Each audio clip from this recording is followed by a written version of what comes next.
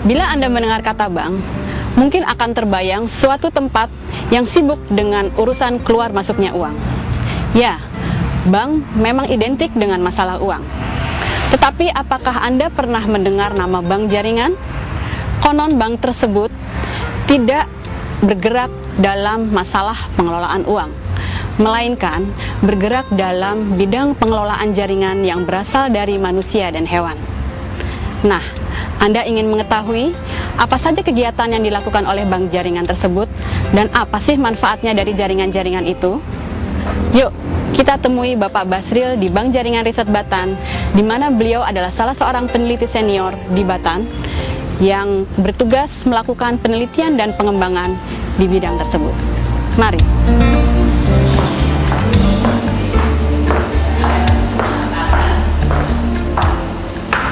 Mari.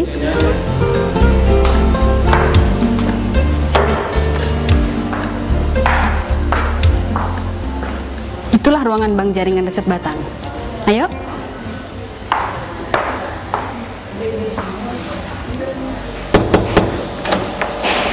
Selamat pagi Pak Basril. Selamat pagi, silakan masuk. Silakan dipakai, Bu. Terima kasih. Pak Basril, kami ingin menanyakan mengenai jaringan yang dikelola oleh Bank Jaringan Riset Batan ini. Boleh kan? Oh, tentu. Silakan, Ibu. Apa sih yang dimaksud dengan bank jaringan itu? Bank jaringan itu, Bu, adalah suatu sistem kemudahan yang berupaya untuk mengumpulkan, memproses, menyimpan, dan mendistribusikan jaringan biologi untuk kepentingan klinis. Bank Jaringan Riset Batan adalah merupakan bank jaringan pertama di Indonesia yang menggunakan teknik radiasi untuk mensterilkan jaringan-jaringan biologi yang telah dikumpulkan sebelumnya. Adapun keistimewaan dari sterilisasi jaringan biologi dengan radiasi bisa awet lebih lama bila dibandingkan dengan non-radiasi. Sebenarnya pemanfaatan jaringan biologi ini sudah lama dilakukan dalam dunia kedokteran. Tetapi penelitian pengawetan jaringan biologi dengan cara radiasi di Indonesia dimulai sejak tahun 1986 oleh Dr. Nazli Hilmi.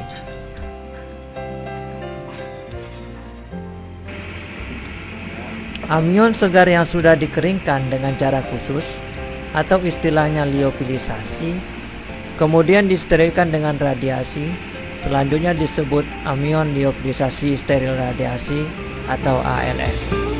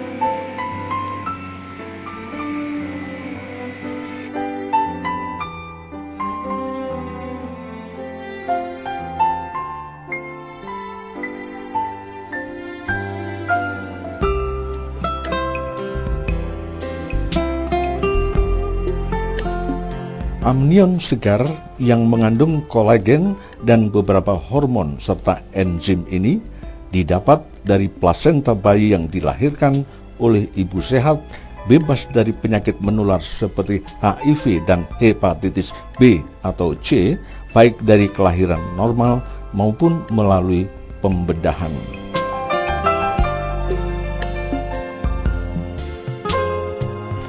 Sedangkan untuk penelitian graf tulang, baik yang berasal dari tulang manusia disebut alograf ataupun tulang sapi disebut xenograf, dimulai pada tahun 1992. Tulang tersebut diproses dengan cara pengurangan mineral dan proteinnya, kemudian dikeringkan dengan cara khusus, selanjutnya diiradiasi untuk sterilisasi. Sedangkan pembekuan pada suhu minus 80 derajat Celcius dilakukan untuk menjaga jaringan alograf agar tetap awet dan terjamin keamanannya sebelum diproses yang dapat digunakan sebelum 5 tahun. Menurut Pak Basril, di tempat ini pernah disimpan sepotong tulang seorang pasien yang tercemar penyakit, kemudian dibersihkan dengan cara sterilisasi radiasi, dan setelah dinyatakan bersih dari penyakit, tulang tersebut dipakai lagi oleh pasien pemiliknya.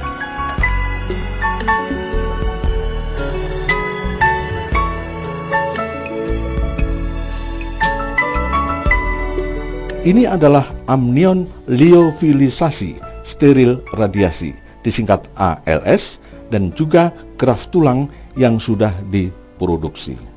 Produk ini disimpan pada suhu 4 sampai dengan 10 derajat Celcius dan terhindar dari cahaya matahari langsung. Dapat digunakan sebelum masa kadaluarsa 2 hingga 5 tahun tergantung dari jenis jaringannya.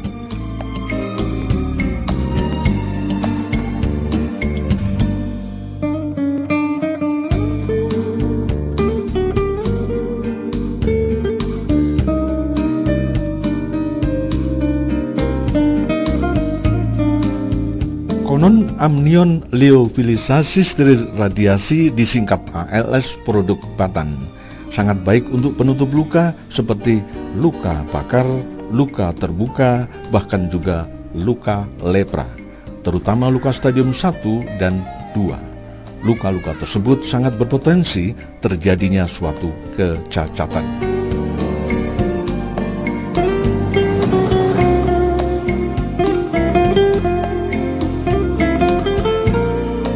Adapun graft tulang banyak sekali kegunaannya dalam dunia kedokteran.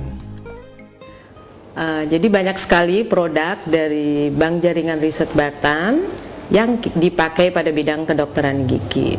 Jadi sampai saat ini banyak sekali kerusakan di rongga mulut yang mempergunakan produk dari Bank Jaringan Riset Batan tersebut.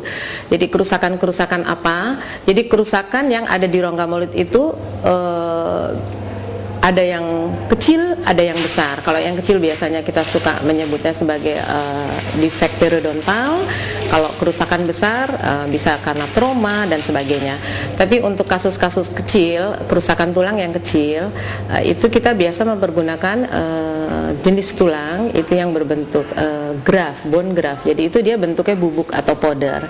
Dan untuk kerusakan yang besar, defek daripada kerusakan tulang itu besar, kita biasanya menggunakan kombinasi dari beberapa tulang, daripada beberapa graft tersebut, yaitu berbentuk granul ataupun bone graft. Juga kita kombinasikan dengan yang bentuk membran. Itu membran pun kita punya berbagai macam bentuk ya. Selain periosteum, perikardium, juga berbagai bentuk, macam produk lain lagi. Tapi untuk kasus yang kerusakan besar itu kita tidak cukup menggunakan satu item saja produk, itu dengan campuran kombinasi beberapa bentuk dari graft yang produksi dari Bank Jaringan Riset Batan tersebut. Dan guna daripada pemakaian graft tersebut untuk kerusakan-kerusakan tadi, dia akan merangsang regenerasi daripada jaringan keras, yaitu tulang, serta jaringan lunak, yaitu bisa gusi, yang fungsi daripada jaringan-jaringan tadi mendukung gigi supaya tetap stabil dan awet di tempatnya.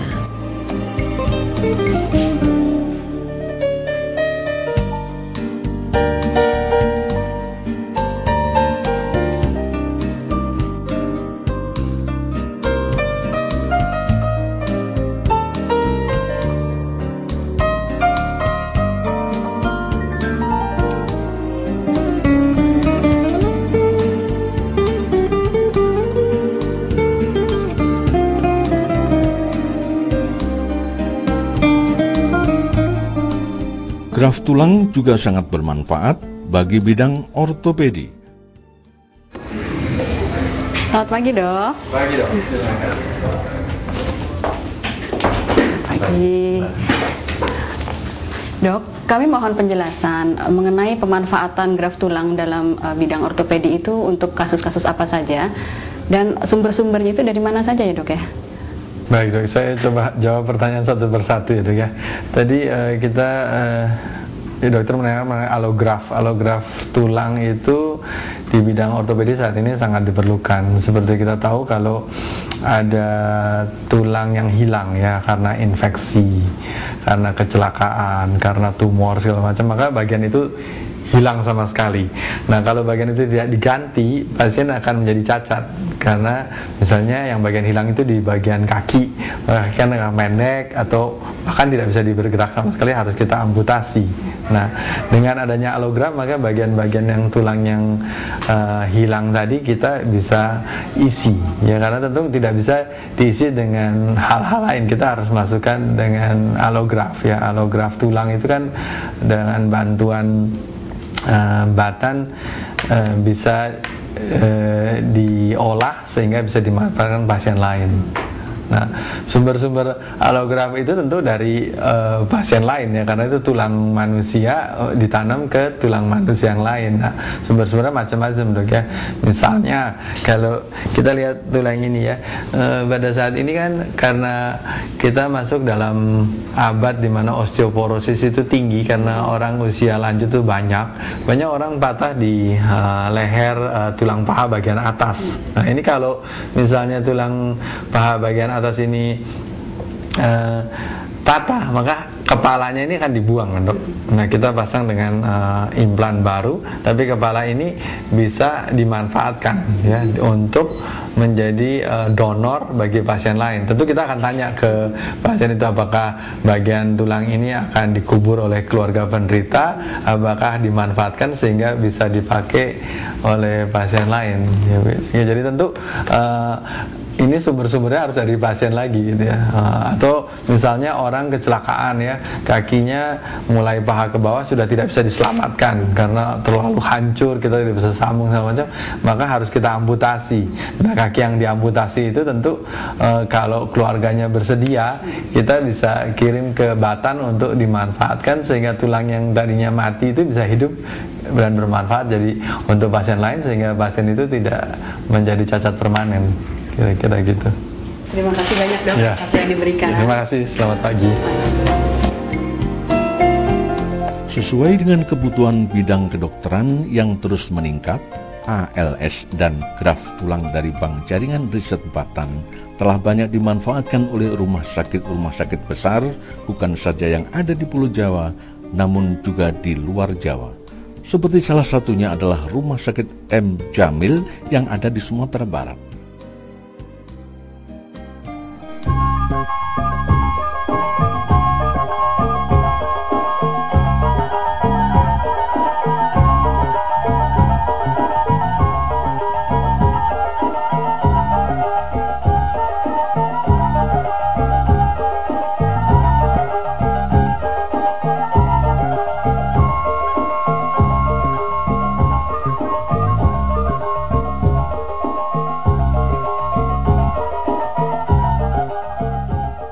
Cikal bakal diadakannya Bank Jaringan RSUP Dr. M. Jamil Padang ini atau Hospital M. Jamil Tissue Bank dimulai pada tahun 1972 dengan penggunaan amnion segar langsung kepada penderita luka bakar.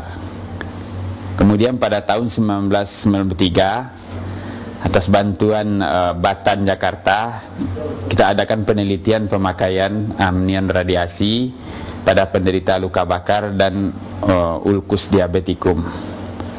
Kemudian kita ada usahakan untuk membentuk bank jaringan di Padang, dan atas bantuan IAEA kita dibantu dengan sebuah radiator gamma dan dapat berproduksi tahun 1907 produksi pertama amnion yang telah diradiasi. Secara resmi tahun 1998 tanggal 28 Oktober diresmikan oleh Menteri Kesehatan dan kemudian langsung berproduksi amnion radiasi. Amnion ini sudah dipakai di beberapa rumah sakit negeri dan swasta untuk Sumatera bahkan Indonesia bagian barat. Untuk selanjutnya kita akan meningkatkan produksi tentang tulang, tendon, dan lain-lainnya. Rumah Sakit Jamil yang terletak di Kota Padang, Sumatera Barat ini telah lama memanfaatkan amnion dan graf tulang hasil penelitian Batan. Di rumah sakit ini sudah banyak pasien penderita luka yang telah merasakan manfaat pengobatan dengan amnion dan graf tulang. Bahkan rumah sakit ini pun amnion digunakan pula untuk operasi mata.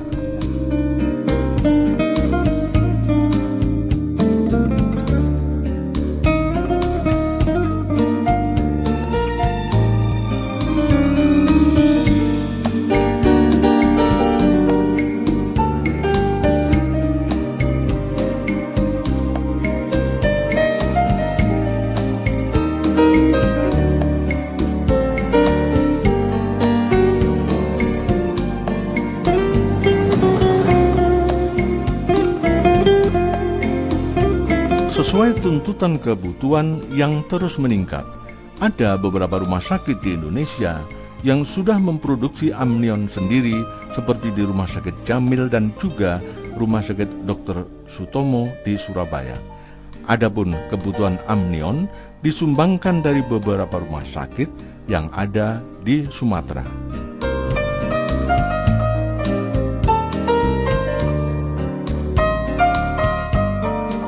Bahkan Rumah Sakit M. Jamil kini telah dilengkapi pula dengan alat iradiator untuk proses sterilisasi radiasi yang merupakan sumbangan dari IAEA melalui Batan. Tetapi untuk pemanfaatan graf tulang, Rumah Sakit Jamil ini masih tetap menggunakan hasil produk Batan. Sedangkan Rumah Sakit Dr. Sutomo Surabaya belum memiliki iradiator sendiri dan untuk sterilisasi radiasi amnion dan juga untuk graf tulang tetap dilakukan di Batan.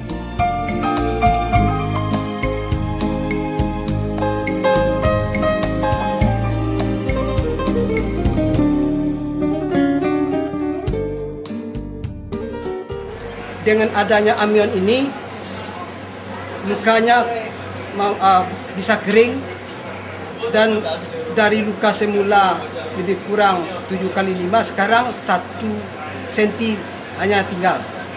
Dan sekarang istri saya masih dirawat jalan dan tetap memakai amnion. Dulu pemakaian amnion ini 8 buah untuk 3 bulan, sekarang hanya 1 buah untuk 3 bulan.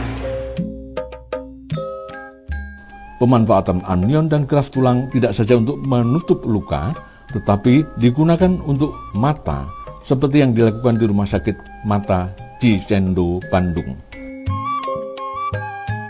Saudara, kami sekarang sudah berada di Rumah Sakit Mata Cicendo, Bandung. Rumah sakit ini merupakan rumah sakit mata rujukan nasional. Mari kita temui dokter ahli mata yang menggunakan jaringan produk Batan. Kami di Rumah Sakit Mata Cicendo telah menggunakan produk-produk dari Bank Jaringan Riset dari Batan. Adapun produk-produk itu kita gunakan untuk kasus-kasus satu ulkus kornea. Biasanya kita gunakan adalah amnion graf. Kedua, kita juga bisa gunakan produknya itu adalah implan yang kita gunakan pada kasus-kasus pasien setelah dilakukan tindakan eviscerasi. Selain itu, pada kasus-kasus fraktur, blowout fraktur ataupun rima, kita bisa gunakan juga adalah bentuk yang plate, bone graft plate yang kita gunakan pada pasien tersebut.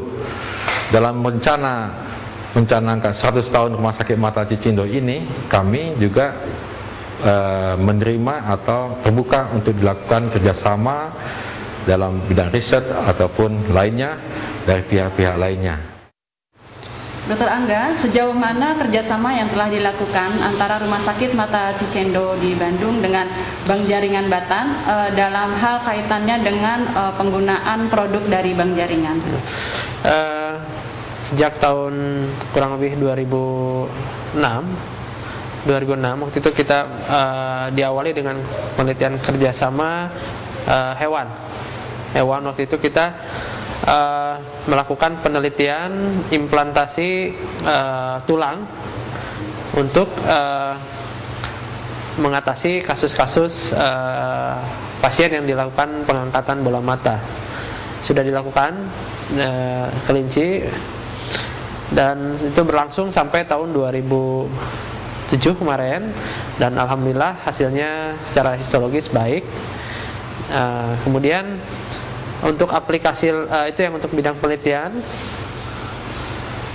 Lebih lanjut mungkin dilanjutkan dengan ke uji klinis atau?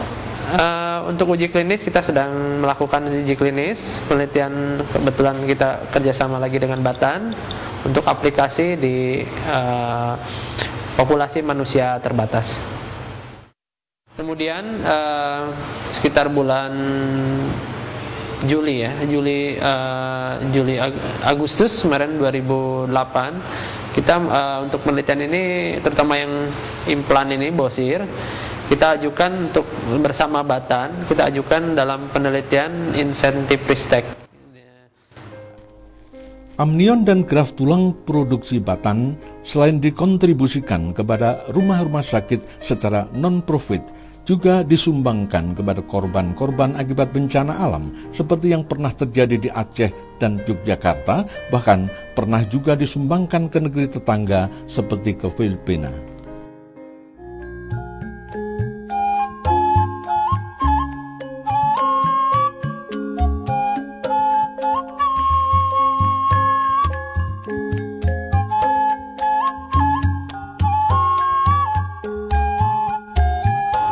Saudara, demikianlah sekilas info tentang pemakaian graf amnion dan tulang produk Bank Jaringan Riset Batan.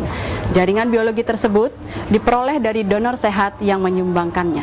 Jadi, tidak akan ada bank jaringan apabila tidak ada donor. Dengan menjadi donor, berarti Anda telah membantu sesama. Dari Rumah Sakit Mata Cicendo Bandung, kami akhiri. Terima kasih dan sampai jumpa.